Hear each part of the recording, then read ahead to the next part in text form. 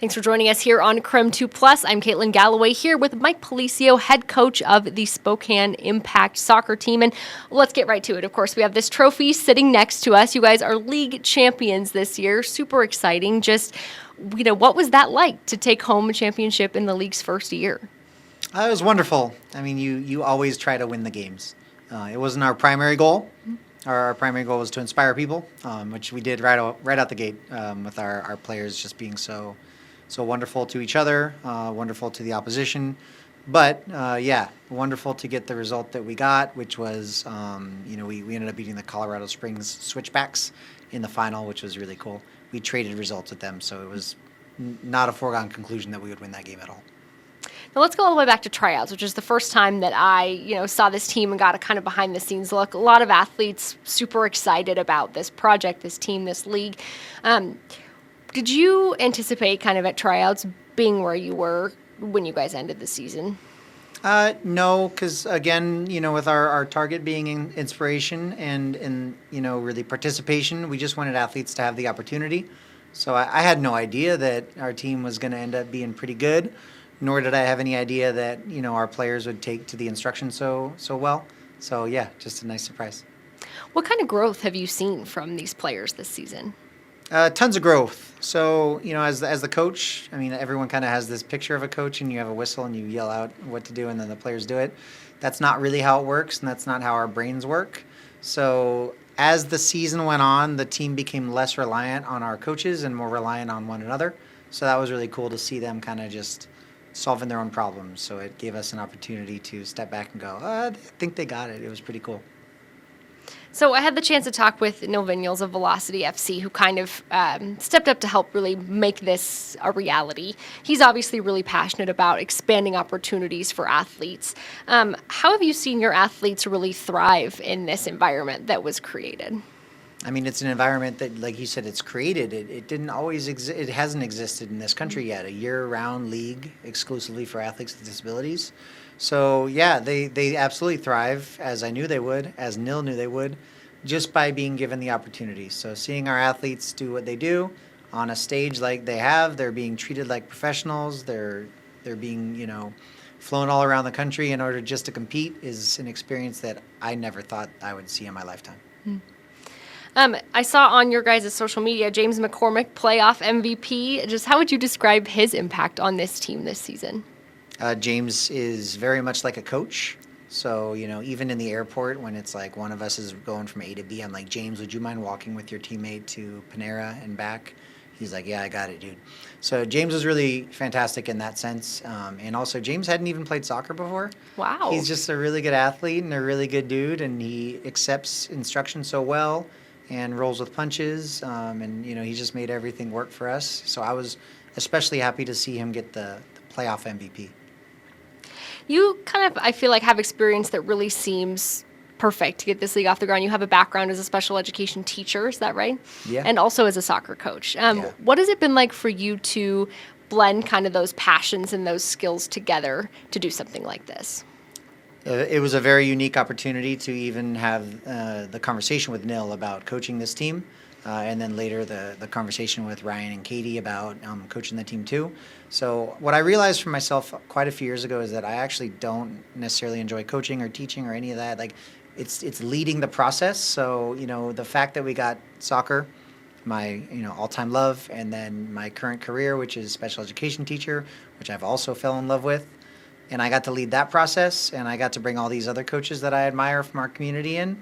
Just made it really kind of easy for everything to work out. What do you love? What are you passionate about within both special education and also within soccer? I'd say the progress. So leading the individual, and that's what we have to do as coaches. That's what we have to do as teachers. Finding a roadblock, overcoming that roadblock, and then celebrating those successes together is just like the best feeling in the world. What was your reaction when you heard that Spokane Impact was coming, and then why is it something that you knew that you wanted to be part of? I knew I wanted to be part of it because I like diverse experiences, and as a soccer coach, you often have the same type of experience over and over again. So a new type of experience was something that appealed to me greatly. And my reaction and my response was that, unbelievable that Nil and Joao Gomiero have actually created this, because I have tons of good ideas and I never do anything about them. And then also I couldn't believe that, Katie and Ryan Harnato were willing to put this together, foot the bill for it, and provide us with administrative support and all of that allows for these athletes to, kick a ball around the field and, chase each other around. I thought that was so wonderful. When I talked to Nil, he said this really came from a place of, he had an athlete who kind of hung around with the team, loved to be at practice, and, but obviously couldn't take the field with the team in a professional soccer context. And, this athlete asked, well, when do I get to play? And they kind of thought, well, when does he get to play? Why does he not have an opportunity to do that? Have you seen that as well from athletes? And what kind of, need in the community does this fill in terms of giving athletes this opportunity? Yeah, I have seen that from athletes, and the need is that it's the top of the pyramid. So there are a lot of opportunities for athletes with intellectual and developmental disabilities to participate, but there are not really a lot of opportunities for them to be treated as athletes. And that's something that Project Inspire has always set out for, is for them to be treated like real athletes that get to compete and get to travel and get to tackle hard.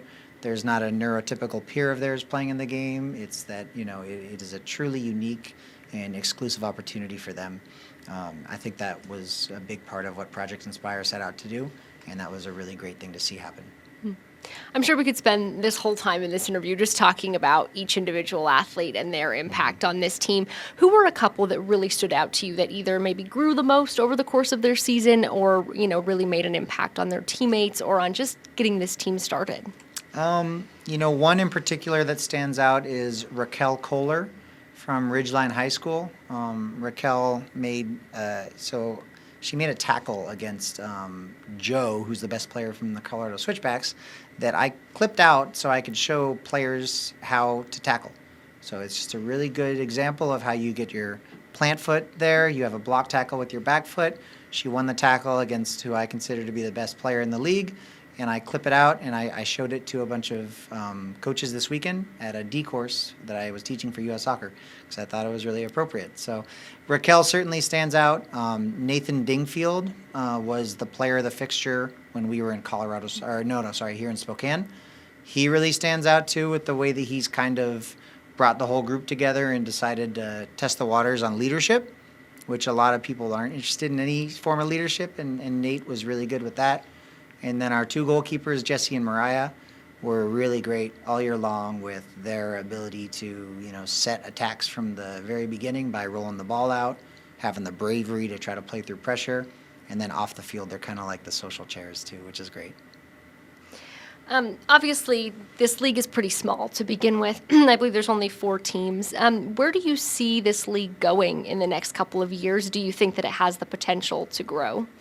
Yeah, it does have the potential to grow. I see it getting bigger. I know that they've added a team. They've added more than one team, but specifically in Columbia, South Carolina, which sounds really awesome. So I think the more the league grows, the less travel we have to do regularly, because that can be very cumbersome for us.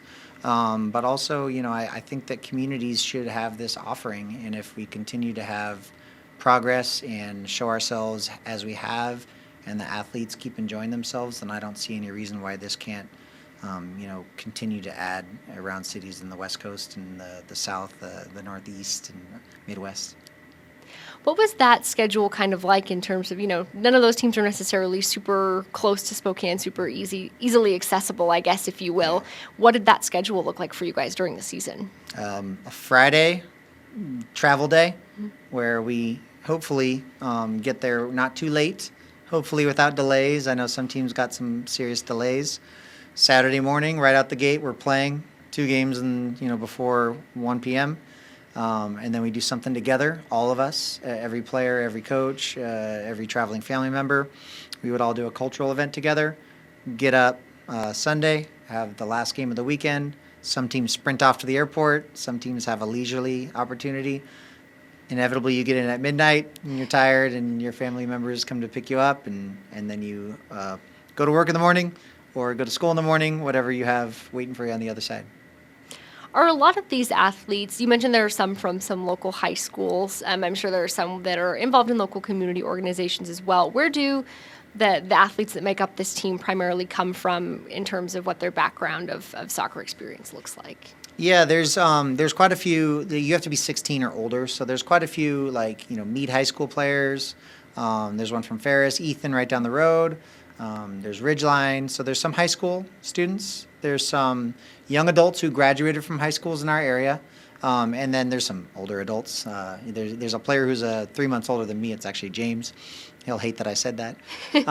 But they also play in the Special Olympics leagues and with the Pacers, and they play a lot of recreational sports. So football, bowling, baseball, softball out here, and they try to keep busy. So I think that physical activity has helped them because some of them were able to hit the ground running in soccer. I think that's probably pretty unique to have a team with, a relatively significant age range from 16, onwards. Does that make for a little bit of a difficult team dynamic at first, or did it not really matter? I don't know that it made for a difficult team dynamic, but it certainly makes for an exciting team dynamic because, like you said, 16-year-olds and 41-year-olds don't always, see eye to eye, and that's okay. But that diversity is very much welcomed, and we all are pulling in the same direction, and we treat each other really well during those moments when there might be a generational gap, and that's just fine, which is something you have to do in order to be successful. Mm-hmm.